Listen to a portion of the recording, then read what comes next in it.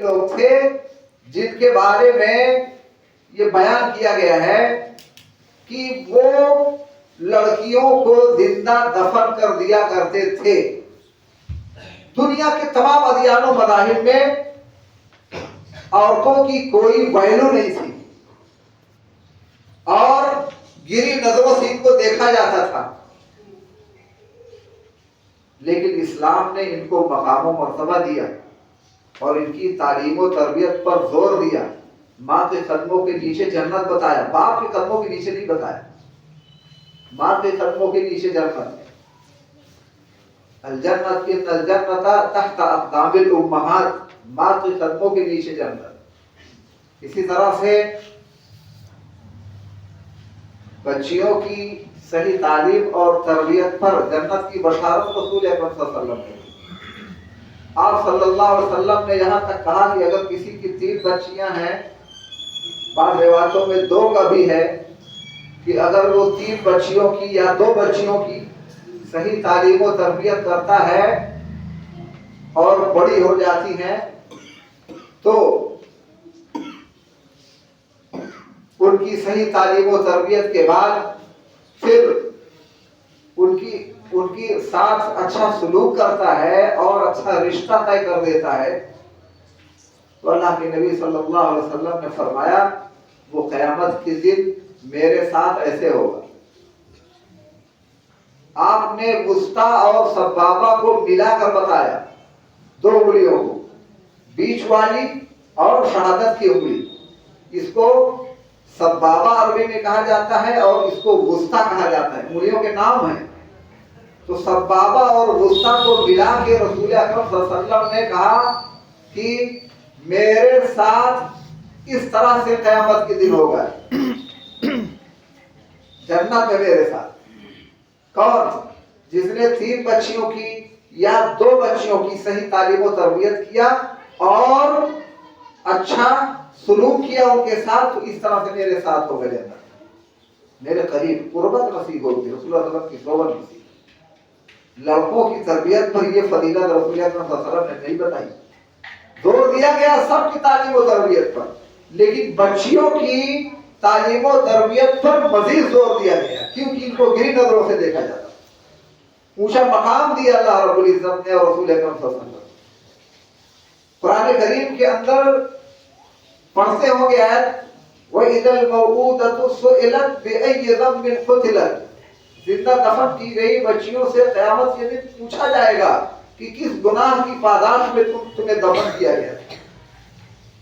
دفن کر دیتے تھے لوگ، زندہ دفن۔ اور سورہ نحل میں اللہ رب العزت نے بیان فرمایا وَإِذَا بُشِّرَ أَحَدُهُم بِالْأُنثَىٰ ظَلَّ وَجْهُهُ مُسْوَدًّا وَهُوَ كَظِيمٌ يَتَوَارَىٰ مِنَ الْقَوْمِ مِنْ سُوءِ مَا بُشِّرَ بِهِ أَيُمْسِكُهُ عَلَىٰ هُونٍ أَمْ يَدُسُّهُ فِي التُّرَابِ أَلَا سَاءَ مَا يَحْكُمُونَ، أَلَا سَاءَ مَا يَحْكُمُونَ۔ جب ان کو یعنی خاص قبیلے کے لوگ جو بچیوں کو دفن کرتے تھے، ان کے بارے میں اللہ رب العزت نے کہا جب ان کو لڑکی کی بشارت دی جاتی تھی کہ لڑکی پیدا ہوئی ہے تمہارے، ظل وجهه مسودا، ان کا چہرہ سیاہ پڑ جاتا تھا، وہو کظیم، اور دل ہی دل میں گھٹتا تھا، کڑھن محسوس کرتا تھا۔ یتوارا من القوم من سوء ما بشر به، اور لوگوں سے چھپا چھپا پھرتا تھا کہ کہیں کوئی پوچھ نہ لے کہ لڑکی ہوئی ہے کہ لڑکا، تو بتانا پڑے گا کہ لڑکی پیدا ہوئی ہے۔ چھپے چھپے قوم سے پھرتا تھا بری خبر کی وجہ سے، جو اس کے نزدیک بری خبر تھی، اس بری خبر کی وجہ سے قوم سے چھپے چھپے پھرتا تھا اور دل ہی دل میں سوچتا تھا، کیا سوچتا تھا؟ ایمسکہ علی ہون، کہ اس کو ہم ذلت و رسوائی برداشت کرتے ہوئے زندہ رہنے دیں، باقی رکھیں، ام یدسہ فی التراب، یا اس کو ہم دفن کر دیں مٹی۔ اللہ رب العزت نے آگے فرمایا الا ساء ما یحکمون، یہ جو دل میں سوچ رہا ہے کتنی بری سوچ ہے، اس کا کتنا برا فیصلہ ہے۔ تو یہ سب قبیلے کے لوگ نہیں، خاص قبیلے کے لوگ کرتے تھے، عرب کے کچھ قبیلے تھے جو بچیوں کو دفن کر دیا کرتے۔ تو اسلام نے ان کی تعلیم و تربیت پر بہت زور دیا ہے اور ان کو دفن ہونے سے روکا ہے، دفن ہونے سے بچایا ہے، ان کو بڑا اونچا مقام دیا ہے۔ جبکہ دشمنان اسلام کی طرف سے یہ شوشے چھوڑے جاتے ہیں، ہماری بچیوں کے ذہن کو گڑبڑ کیا جاتا ہے، بچوں کے ذہن کو خراب کیا جاتا ہے سوشل میڈیا کے ذریعے سے، خاص طور سے آج سوشل میڈیا کا دور ہے، اس کے ذریعے سے ہمارے بچوں بچیوں کو گمراہ کیا جاتا ہے۔ آج اس پرفتن دور میں والدین کی بہت بڑی ذمہ داری بنتی ہے کہ اپنی اولاد کی صحیح تعلیم و تربیت کریں اور ان کی تربیت پر خصوصی توجہ عنایت کریں، ورنہ گمراہی کی طرف چلے جائیں گے، بھٹک جائیں گے، بدعقیدہ ہو جائیں گے، بددین ہو جائیں گے۔ اسلام کی کوئی ویلو ان کے نزدیک نہیں رہے گی، کیونکہ اسلام کے بارے میں جانتے ہی نہیں ہیں، ایمان کے بارے میں جانتے ہی نہیں ہیں، اسلام کی بنیادی چیزوں سے بے خبر ہیں، اسلام کے ارکان نہیں جانتے، ایمان کے ارکان کا پتہ نہیں ہے، اور کلمہ لا الہ الا اللہ کا کیا معنی مطلب ہے یہاں تک پتہ نہیں ہے۔ یہاں تک کہ کچھ ایسے بھی ملیں گے جن کو لا الہ الا اللہ محمد رسول اللہ تک نہیں معلوم ہوگا، کلمہ بھی نہیں آتا ہوگا، ایسے بھی لوگ ملیں گے آپ کو معاشرہ میں۔ تو نئی نسل کے اللہ خیر کرے، اگر والدین بچوں کی تربیت پر توجہ نہ دیے تو یہ گمراہی کی طرف چلے جائیں گے، جیسا کہ بہت تیزی سے جا رہے ہیں۔ اللہ رب العزت سمجھ دے اور والدین کو اولاد کی صحیح تعلیم و تربیت کرنے کی توفیق عنایت فرمائے۔ اسی طرح سے سورہ شورا کے اندر اللہ رب العزت نے بیان فرمایا جو زمانے جاہلیت میں لڑکیوں کی پیدائش پر جو ناخوشی کا اظہار کرتے اور تکلیف ظاہر کرتے، ناراض ہوتے، تو اللہ رب العزت نے سورہ شورا کے اندر بیان فرمایا کہ لڑکا اور لڑکی دینا ہمارے اختیار میں، یہ کسی کی بس کی بات نہیں ہے کہ لڑکی کو لڑکا کر دے اور لڑکا کو لڑکی کر دے، یہ ہمارے اختیار میں ہے، ہم جس کو چاہیں گے دے دیں، جس کو چاہیں گے لڑکا دیں گے، جس کو چاہیں گے لڑکی دیں گے، جس کو چاہیں گے دونوں دیں گے، اور جس کو چاہیں گے کچھ نہیں دیں گے۔ سورہ شورا کے اندر اللہ رب العزت نے بیان فرمایا اس چیز کو کہ لڑکی کا ہونا، لڑکے کا ہونا، یہ سب اللہ کے اختیار میں ہے، اللہ دیتا ہے، اللہ کے علاوہ کوئی اختیار نہیں رکھتا۔ للہ ملک السماوات والارض یخلق ما یشاء یہب لمن یشاء اناثا ویہب لمن یشاء الذکور او یزوجہم ذکرانا واناثا وَيَجْعَلُ مَن يَشَاءُ عَقِيمًا إِنَّهُ عَلِيمٌ قَدِيرٌ۔ سورہ شورا کی آیت ہے، اللہ رب العزت فرماتا ہے آسمان و زمین کی بادشاہت اللہ کے اختیار میں ہے۔ للہ ملک السماوات والارض، آسمان و زمین کی بادشاہت کس کی؟ اللہ کی۔ یخلق ما یشاء، وہ جو چاہے گا پیدا کرے گا۔ یہب لمن یشاء اناثا، جسے چاہے گا لڑکی ہی لڑکی دے گا۔ وَيَهَبُ لِمَن يَشَاءُ الذُّكُورَ، اور جسے چاہے گا لڑکا ہی لڑکا دے گا۔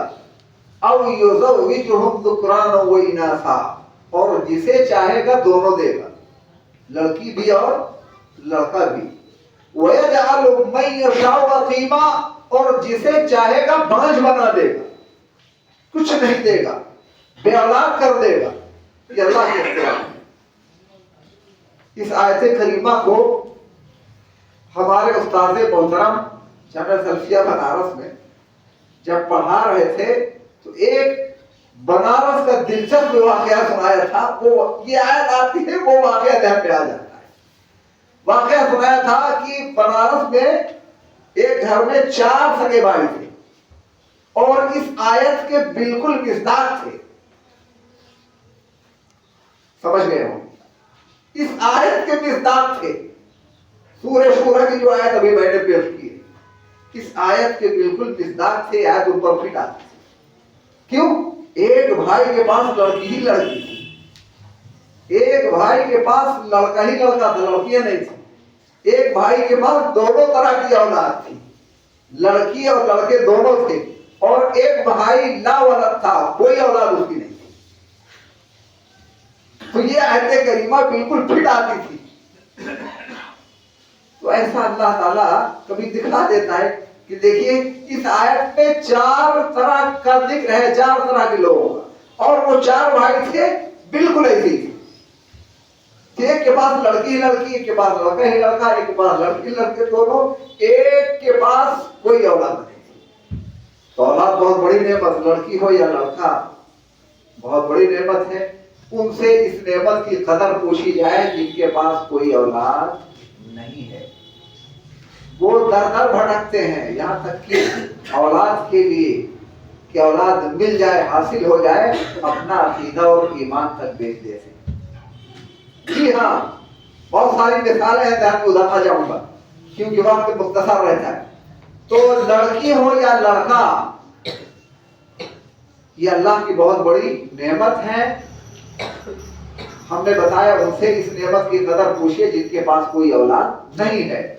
تو لڑکیاں بڑی عظیم نعمت ہیں، اور ان کی تربیت پر لڑکوں کے بنسبت زیادہ زور دیا گیا ہے، اور ان کی تربیت پر جنت کی بشارت دی گئی. اسی طرح سے بعض لوگ لڑکیوں کی پیدائش پر جو ناراضگی کا اظہار کرتے ہیں زمانہ جاہلیت کی طرح، آج زمانہ جاہلیت کی طرح لڑکیوں کی پیدائش پر ناراضگی کا اظہار کرتے ہیں. یہاں تک کہ خدا کی قسم کچھ ایسے بھی واقعات میرے ذہن میں ہیں، حقیقی واقعات، علاقے کے واقعات، کہ اپنی بیوی کو لڑکی کی پیدائش کی وجہ سے طلاق تک دے دیا ہے. طلاق تک دے دیا ہے کہ تو لڑکی ہی لڑکی پیدا کرتی ہے تو اس کو طلاق دے دوں گا. طلاق تک دے دیا ہے. اس قدر ناراض اس بیچاری کا کیا قصور؟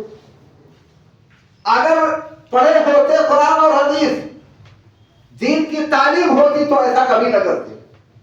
یہ دین کی تعلیم سے دوری کی وجہ سے، دین کی تعلیم نہ ہونے کی وجہ سے ایسا کرتے ہیں.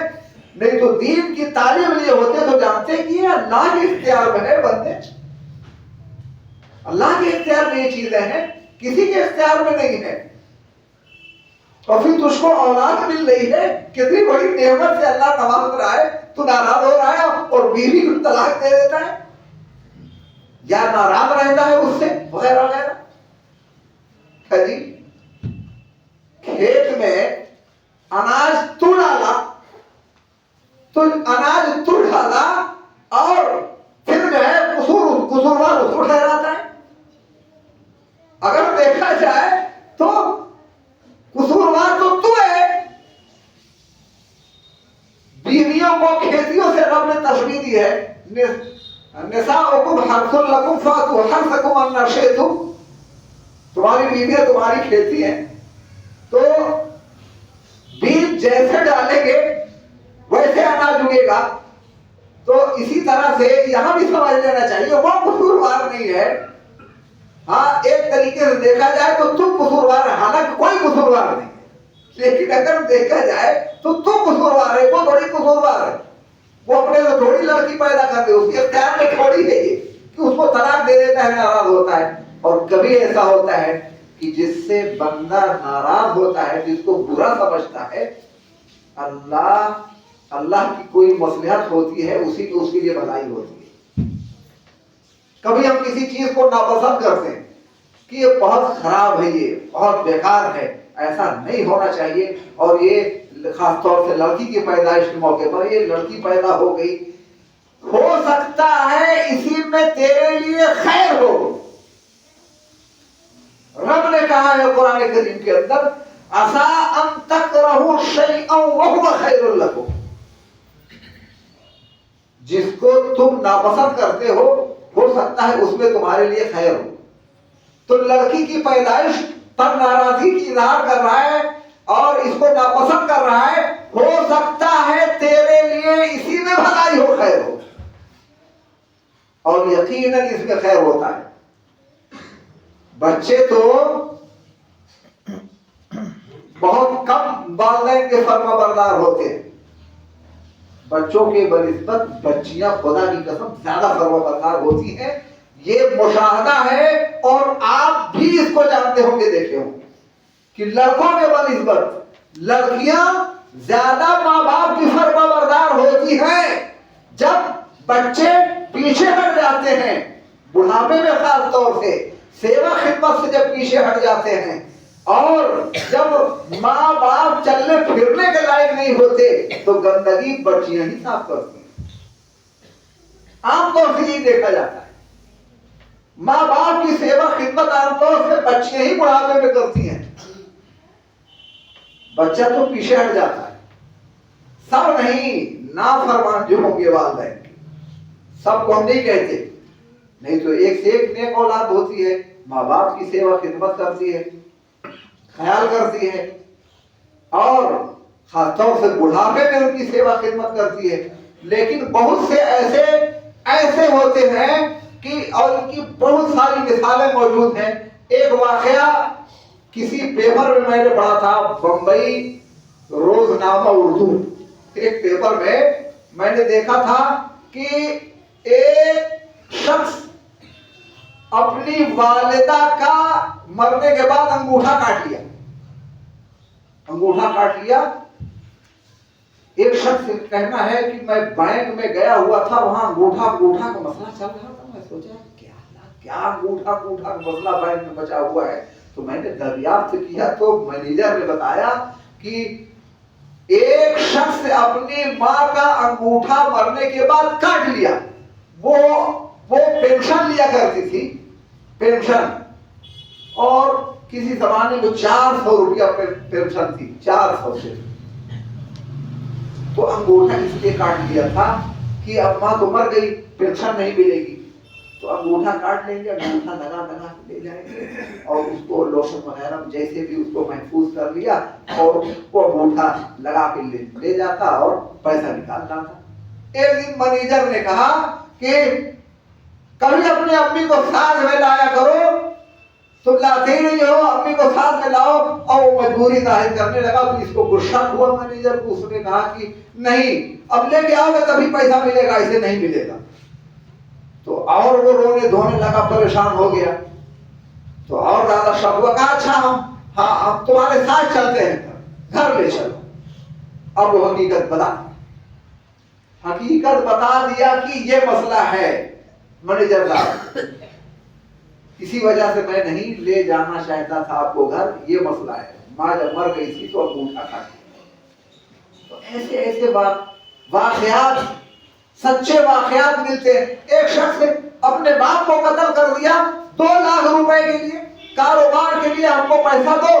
ہاں، پیسہ نہیں دیا، مار ڈالو. ایک شخص نے اپنی ماں کو مار ڈالا. کس لیے؟ اس کو فیشن کا شوق تھا، ماڈلنگ کا شوق تھا.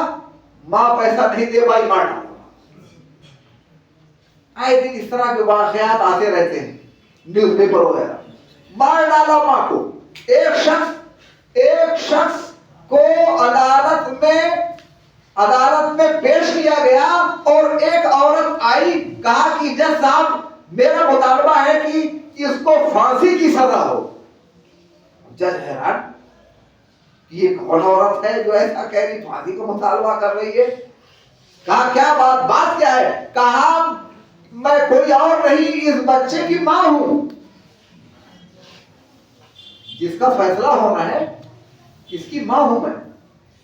یہ نشہ کر کے برابر گھر آتا اور فتنہ پھیلاتا، گھر میں پریشان کرتا لوگوں کو، یہاں تک کہ اس وقت میں اسی کے نطفے سے حاملہ ہوں. نعوذ باللہ من ذالک. کہا اس کے نطفے سے میں حمل سے ہوں اس وقت. ایسے نمونے آپ کو ملیں گے کہ دب رہ جائیں گے کہ یہ بچوں کی صحیح تعلیم اور تربیت نہ کرنے کے نتیجے. بہت سے واقعات. اور جبکہ صحابہ کرام اور اسی طرح سے انبیاء کے بارے میں قرآن میں پڑھیں گے، صحابہ کرام کے بارے میں حدیثوں میں پڑھیں گے، تو کس انداز سے اپنے بچوں کی تربیت کیا کرتے تھے. ابراہیم علیہ السلام کی زندگی دیکھ لیجیے. کیا بہترین تربیت کی اپنے بچوں کی. اسماعیل علیہ السلام کو جب کہا کہ رب نے حکم دیا ہے کہ میں تم کو ذبح کروں، تربیت اچھی تھی تبھی تو تیار ہو گئے. کہا یا ابت افعل ما تؤمر ستجدنی انشاءاللہ من الصابرین.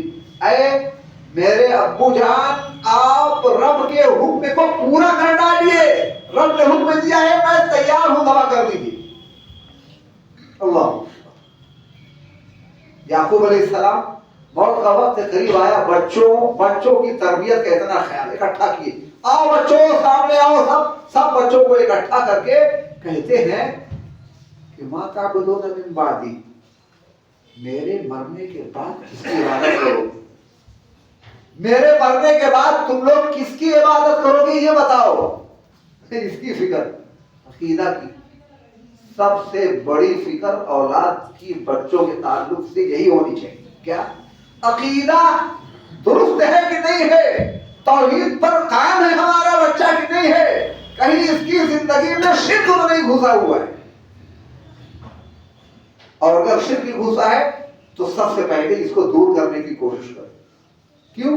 اس لیے کہ یہ نمازیں، یہ روزے، یہ عبادتیں، جو بھی نیکیاں ہم کرتے ہیں، اگر شرک موجود ہے تو یہ نیکیاں ہم کو کچھ فائدہ نہیں دیں گی، کچھ فائدہ نہیں دیں گی.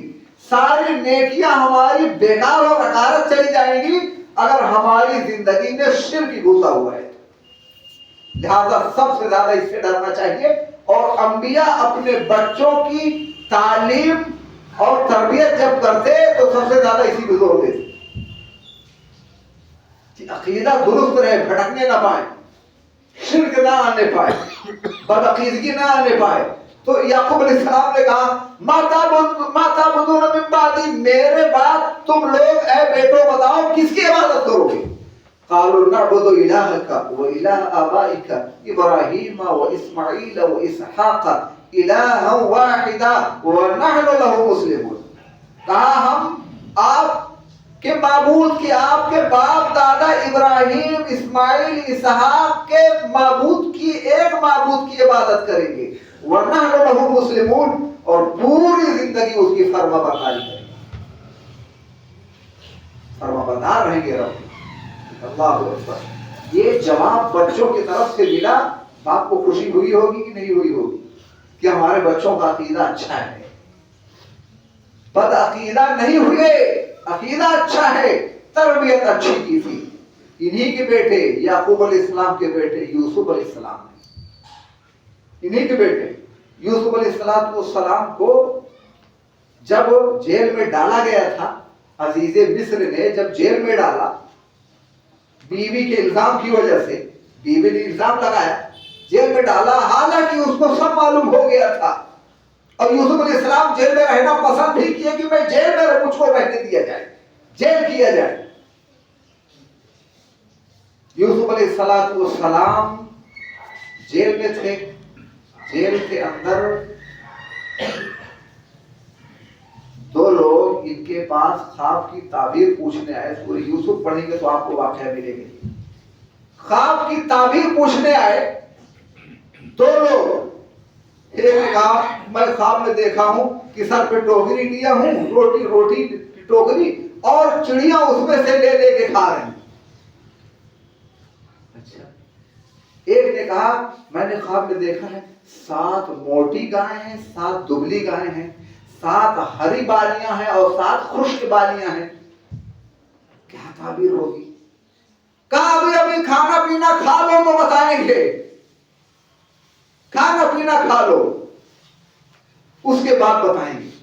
اور خواب کی تعبیر بتانے سے پہلے یہ یوسف علیہ السلام ایسے لطیف پیغمبر ہیں جن کو رب نے خواب کی تعبیر کا علم دیا تھا، خواب کی تعبیر بتایا کرتے تھے، اور اس کا زبردست علم اللہ نے ان کو دیا تھا یوسف علیہ السلام کو. تو ان کے پاس جب دونوں آئے تو کہا کھانا پینا کھا لو اس کے بعد، اور ان کو خواب کی تعبیر بتانے سے پہلے توحید کی دعوت دی تھی. کہا یہ بتاؤ کہ ایک اللہ بہتر ہے یا کئی خدا؟ ایک اللہ بہتر یا کئی خدا، توحید کی دعوت پیش کی. اللہ اکبر. تو یہ یعقوب علیہ السلام کی حسن تربیت کا نتیجہ تھا کہ دیکھیے یوسف علیہ السلام جیل کے اندر ہیں، توحید کی دعوت پیش کر رہے ہیں.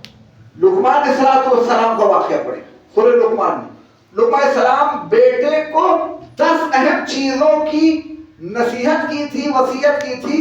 سب سے پہلی وصیت لقمان علیہ السلام کی کیا تھی؟ یا بنی لا تشرک باللہ ان الشرک لظلم عظیم. اے میرے پیارے بیٹے، تم اللہ کے ساتھ کسی کو شریک نہیں کرنا. ان الشرک لظلم عظیم، کیونکہ یہ شرک سب سے بڑا ظلم ہے. شرک سب سے بڑا گناہ ہے، اس سے بڑا کوئی گناہ نہیں ہے. اور اگر مر گیا اسی پر کوئی شخص، انه من يشرك بالله فقد حرم الله عليه الجنة ومأواه النار وما للظالمين من انصار. مر گیا شرک پر، جنت حرام ہے اس پر. اللہ کے نبی صلی اللہ علیہ وسلم نے بھی فرمایا من مات يشرك بالله شيئا دخل النار. جو شرک پر مر گیا وہ جہنم میں جائے. اللہ اکبر. اللہ ہم کو شرک سے محفوظ رکھے، ہماری اولاد کو شرک سے محفوظ رکھے، بدعقیدگی سے محفوظ رکھے، نیک عمل کی توفیق دے، والدین کو ہدایت دے، توفیق دے کہ اپنے بچوں کی صحیح تعلیم و تربیت کریں. ایک واقعہ بیان کر کے بات ختم کریں گے. یہ انبیاء کے چند واقعات آپ احادیث کی روشنی میں دیکھیں گے کہ اللہ کے نبی صلی اللہ علیہ وسلم نے کس طرح سے تربیت کی، صحابہ کرام نے بچوں کی، جبکہ آپ صلی اللہ علیہ وسلم کے حقیقی بیٹے نہیں، سوتیلے بیٹے تھے عمرو بن سلمہ رضی اللہ. آپ صلی اللہ علیہ وسلم کے ساتھ کھانے پہ بیٹھے اور ان کا ہاتھ پلیٹ میں ادھر ادھر سے گھوم رہا، ادھر سے لے لیتے، ادھر سے لے لیتے، آپ کے سامنے سے لے لیتے، دائیں سے لے لیتے، بائیں سے لے لیتے. تو آپ صلی اللہ علیہ وسلم نے ان کو تربیت دی. کیا؟ یا غلام سم اللہ کل بیمینک وکل مما یلیک. اے بیٹے، اے بچے بسم اللہ کر کے کھاؤ. پہلا تو یہ طریقہ آپ نے سکھایا، تربیت دی. سم اللہ، بسم اللہ کر کے کھاؤ، اور دائیں ہاتھ سے کھاؤ. کل بیمینک، دائیں ہاتھ سے کھاؤ. بہت سے بچے بائیں ہاتھ سے کھاتے ہیں، ماں باپ منع بھی نہیں کرتے. یہ بھی عدم تربیت کا نتیجہ ہے. سکھائے چھوٹی چھوٹی چیزیں ہیں لیکن بڑی اہم ہے. آپ نے کہا دائیں ہاتھ سے کھاؤ، اور تیسری چیز کیا سکھائی؟ وَكُلْ مِمَّا يَلِيكَ، اپنے سامنے سے کھاؤ. کھانا ایک قسم کا ہے، کئی لوگ اس میں کھا رہے ہیں بڑے برتن میں، تو اپنے سامنے سے کھانا چاہیے. دوسرے کے سامنے سے لے کر کھانا یہ حرص کی علامت ہے. حریص ہے یہ آدمی، لالچی قسم کا ہے، یہ اس بات کی پہچان اور علامت ہے. تو لہذا اپنے سامنے سے کھانا چاہیے. 3 ادب آپ نے سکھایا. بسم اللہ کر کے کھاؤ، اپنے سامنے سے کھاؤ، دائیں ہاتھ سے کھاؤ. عبداللہ ابن عباس رضی اللہ عنہ آپ کے چچیرے بھائی ہیں. کیا زبردست سے اللہ نے علم دیا تھا، اور ترجمان القرآن کے لقب سے ملقب ہوئے. صحابہ کرام میں ان سے بڑا قرآن کا جانکار، تفسیر کرنے والا، تفسیر کا ماہر کوئی نہیں تھا. صحابہ کرام میں سب سے بڑے مفسر یہی تھے، عبداللہ ابن عباس رضی اللہ عنہ. کیا بہترین تربیت عبداللہ ابن عباس اور ان کے والد عباس نے کی تھی. ان سے حضرت عمر رضی اللہ کے زمانے میں نصرانی بادشاہ کی طرف سے ایک خط آیا. یہ واقعہ بیان کر کے بات ختم کرتے ہیں، وقت زیادہ ہو رہا ہے. ایک لیٹر عمر رضی اللہ کے پاس آیا جب عمر رضی اللہ خلیفہ تھے.